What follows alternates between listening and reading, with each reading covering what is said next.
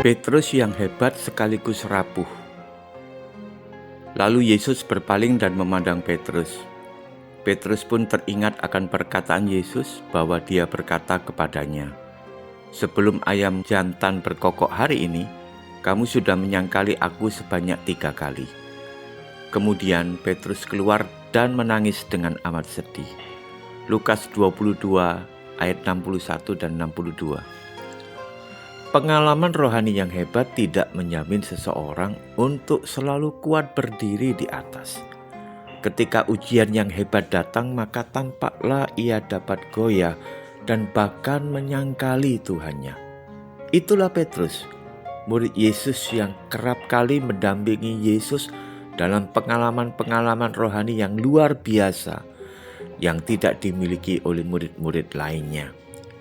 Namun toh imannya sempat guncang manakala gurunya ditangkap dan ia merasa sendirian dan tidak mampu berdiri dengan gagah perkasa menghadapi pertanyaan, bahkan pertanyaan oleh seorang hamba perempuan.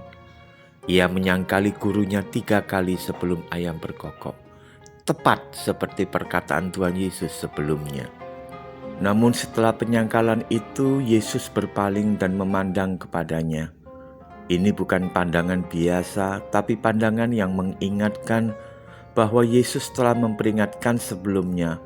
Namun sekaligus pandangan ini adalah pandangan penuh kasih dan menguatkan.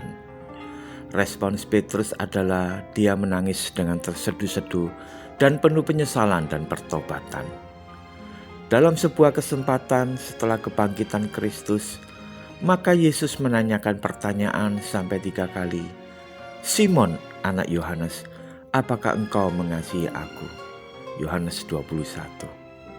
Mengapa pertanyaan ini diulang sampai 3 kali? Kelihatannya hal ini berkaitan dengan penyangkalan Petrus 3 kali. Ini dibuktikan dengan ketika pertanyaan ketiga disampaikan, Petrus lalu menjadi sedih. Kata Yesus kepadanya untuk ketiga kalinya, "Simon anak Yohanes, apakah engkau mengasihi aku?" Yohanes 21 ayat 17.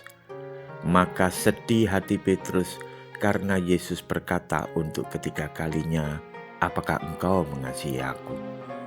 Mengapa Petrus tidak sedih pada pertanyaan pertama dan kedua, dan baru ketiga ia sedih? Kelihatannya dia menjadi sadar bahwa pertanyaan yang diulang Yesus hingga 3 kali ini memang disengaja dalam kaitan dengan penyangkalannya yang juga 3 kali itu. Ketika kita terpuruk di dalam kesalahan dan dosa, kiranya kisah Petrus ini menjadi inspirasi buat kita untuk kita menyesal dan menangis dalam pertobatan, namun setelah itu bangkit dan melanjutkan perjalanan iman kita. Kiranya renungan ini menguatkan kita semua. Amin.